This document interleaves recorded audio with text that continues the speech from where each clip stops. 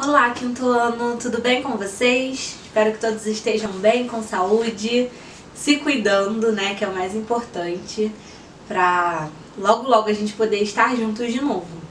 Antes de começar a nossa videoaula de hoje, eu queria agradecer a participação de vocês na nossa live de ontem de língua portuguesa.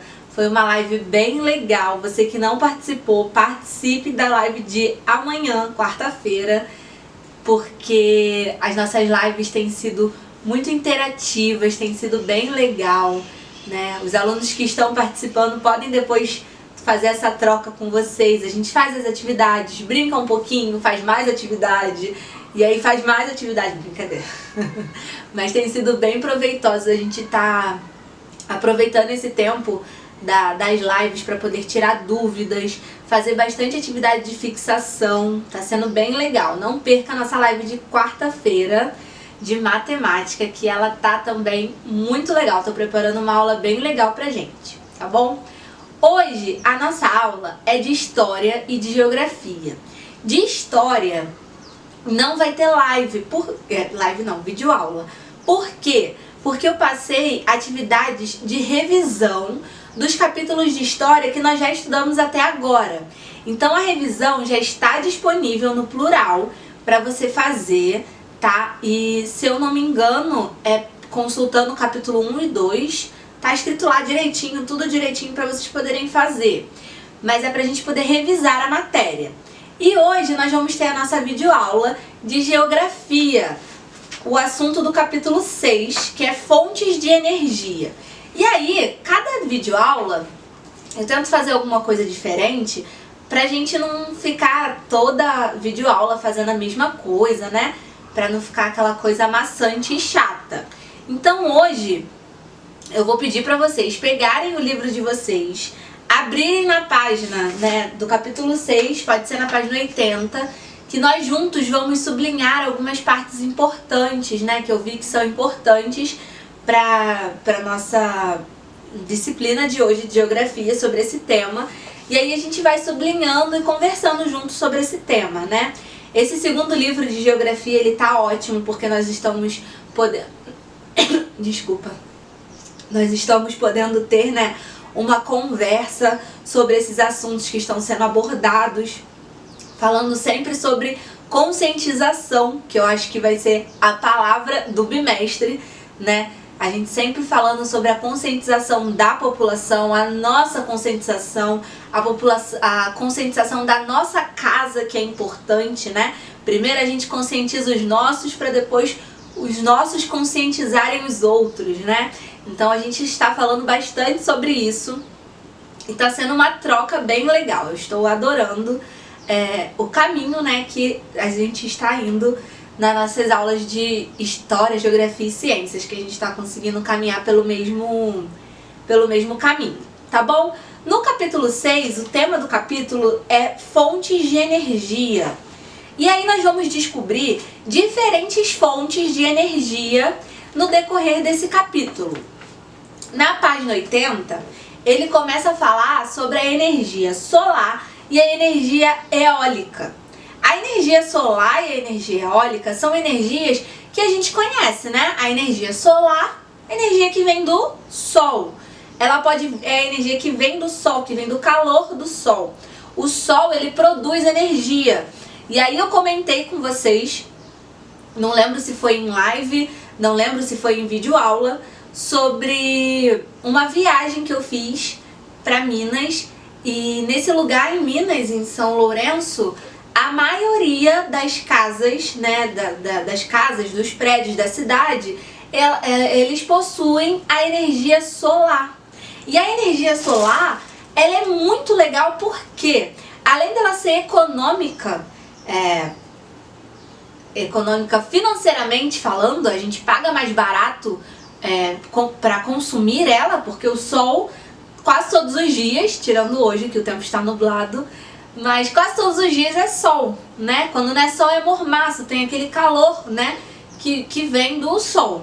Mas a gente acaba pagando menos, né, na conta de luz, sendo que ainda é novo aqui no Brasil. Então, a gente não vê em todos os lugares. No Rio de Janeiro a gente não costuma ver a energia solar. Em Minas, que é aqui do ladinho, já tem uma cidade que tem bastante isso. Então a energia solar, ela é importante porque ela utiliza um recurso natural, como nós vimos nos outros capítulos, né, desse livro mesmo. Ele utiliza a energia natural do Sol, né, para gerar a energia. E aí faz com que a nossa conta de luz venha mais barata. A instalação dela, por ser novo aqui no Brasil, ela tende a ser um pouco cara. Mas aí até vale a pena, né? Porque a gente vai poder ver essa queda na conta de luz, financeiramente falando. Então até vale a pena a gente, quem tem condições, né, pagar uma instalação um pouco mais cara, mas ver a conta de luz diminuindo para sempre, né? Porque a energia solar a gente vai utilizar para sempre. E essa energia solar são placas solares, né, que são colocadas nos telhados das casas, e elas aproveitam a energia do sol para gerar a energia elétrica. É bem legal, eu achei lindo, né, ver aquilo. E porque como a gente fala, né, sobre a conscientização, que eu falei que é a palavra do bimestre. A gente está usando uma energia limpa, uma energia renovável que não vai fazer mal para o meio ambiente. Então, em todos os aspectos, né, traz benefícios para a gente.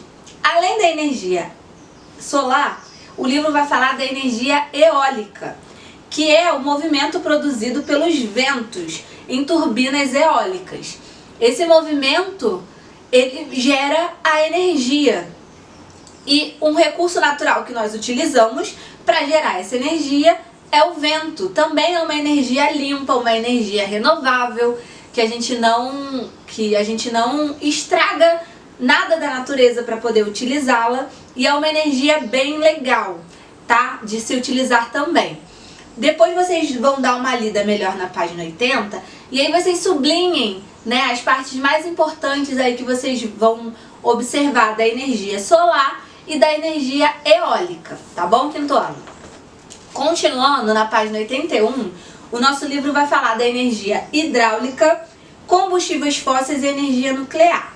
Energia hidráulica é a energia que nós utilizamos atualmente, né, na maior parte do Brasil, né? Eles usam a força da água para produzir energia, né? Por isso que a gente chama de hidráulico, né, que vem da água.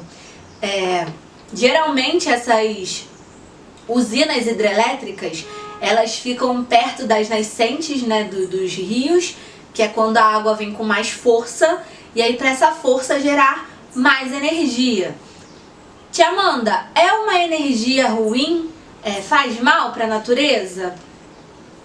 Depende, né? Depende da onde essas usinas vão ser construídas, depende da quantidade de água de força que vai barrar. Tem todo um estudo aí, né, por trás da utilização dessa energia. Mas é a energia que nós mais utilizamos, né, no Brasil, que é a energia hidráulica. E aí no nosso livro vai falar de uma curiosidade, né, que aconteceu entre 2000 e 2001, que foi o apagão, né? Teve um apagão no Brasil. E aí, como assim, Tia Amanda, um apagão? Foi um apagão. Eu era criança, eu acho que eu me lembro, não tenho certeza, mas eu lembro do meu pai comentando e aquele medo de não ter luz. Eu lembro assim de alguns flashes. Hoje em dia a gente não consegue se imaginar sem luz, né? Na minha época, quando eu era criança, também era uma coisa, nossa, como assim, vou ficar sem luz? Mas aconteceu. E por que aconteceu? Porque naquele ano, 2000, 2001, o nível de água das hidrelétricas estava baixo. Por quê? Choveu pouco. Se chove pouco, o nível de água diminui. E aí, com o nível baixo, você não consegue ter força suficiente para produzir energia. E o governo da época não se programou, né? Também não imaginou que poderia acontecer. E aí teve essa crise, né, de energia elétrica entre os anos 2000 e 2001. Nosso livro ele vai falar sobre isso também. Depois vocês deem uma lida lá na página... Cadê? Perdi. Vai falar lá na página 88, para saber mais. Depois vocês leem um pouquinho mais sobre essa história.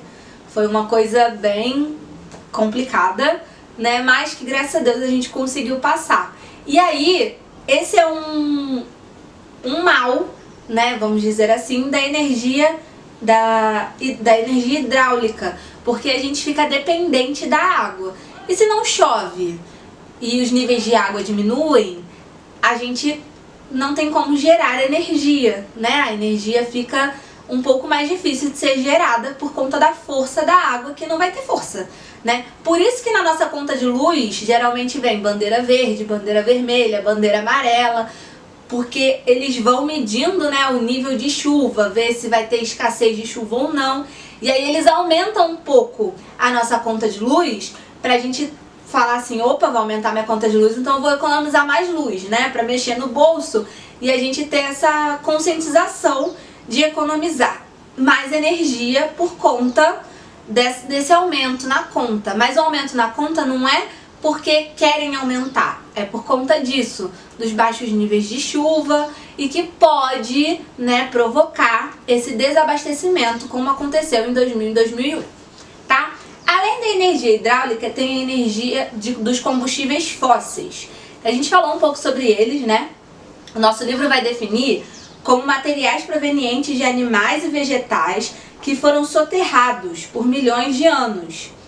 E aí a gente consegue, cavando, né? A gente consegue adquirir o gás natural e o petróleo, e o qual são produzidos a gasolina e o diesel, entre outros produtos. E aí, no finalzinho do parágrafo tá falando assim, ó, sublinhem aí. Esses combustíveis necessitam de um processo de queima para a fabricação de energia, o que libera grande quantidade de poluente. Então, a energia, né, que é produzida por combustíveis fósseis já não é uma energia tão limpa, né? Porque quando existe a queima para gerar energia, essa queima ela leva, né, poluentes para a atmosfera e o que acaba fazendo mal ao ser humano, tá? Tem também a energia nuclear, que é proveniente de reações com determinados elementos químicos, né? Misturam os elementos químicos para produzir energia. Essa energia ela é perigosa pela radiação desses elementos químicos, que pode prejudicar a saúde das pessoas que trabalham diretamente com isso ou moram perto de usinas nucleares. E aí o nosso capítulo ele vai falando sobre isso, vai trabalhando sobre isso e vai falar sobre, na página 83, sobre as fontes de energia renováveis e não renováveis. Eu vou falar rapidinho sobre isso, tá? E eu vou citar alguns tipos de energia renováveis e não renováveis, tá? Ó, na página 83, no segundo parágrafo, abre aí o seu livro e leiam aí, acompanhem a leitura junto comigo. As energias solar, eólica, hidráulica e dos biocombustíveis são exemplos de fontes de energia renováveis. Por que elas são renováveis? Porque elas são repostas com facilidade na natureza. Lembra que a gente conversou sobre isso nos capítulos anteriores? Se a gente utiliza o calor do sol para produzir a energia solar, num dia, no outro dia, provavelmente o sol vai aparecer também. Ah, tia, mas o sol não apareceu nesse dia. Tudo bem, no outro dia ele vai aparecer. Então ele vai se renovando a cada dia, né? Então a gente chama de energia renovável. Tem também as não renováveis, que são aquelas que dependem de matéria-prima que demandam muito tempo de produção pela natureza. Nesse grupo de fontes de energia encontramos os combustíveis fósseis e a energia nuclear, que é a mesma coisa que a gente viu sobre os recursos naturais, renovável e não renovável. Se a gente retira o petróleo da natureza, ele não tem como botar uma plantinha e plantar o petróleo de novo. A gente retira ele até ele acabar totalmente. Quando acabar totalmente, acabou. Vai ter que procurar um outro lugar para poder cavar e encontrar o petróleo. Então, são esses cuidados que a gente precisa ter com a energia, né? Com o uso dessas energias. E aí no livro vai falar, terminando o capítulo, sobre a conscientização, né? Do gasto de energia pelas famílias, como a gente pode fazer para economizar energia, para não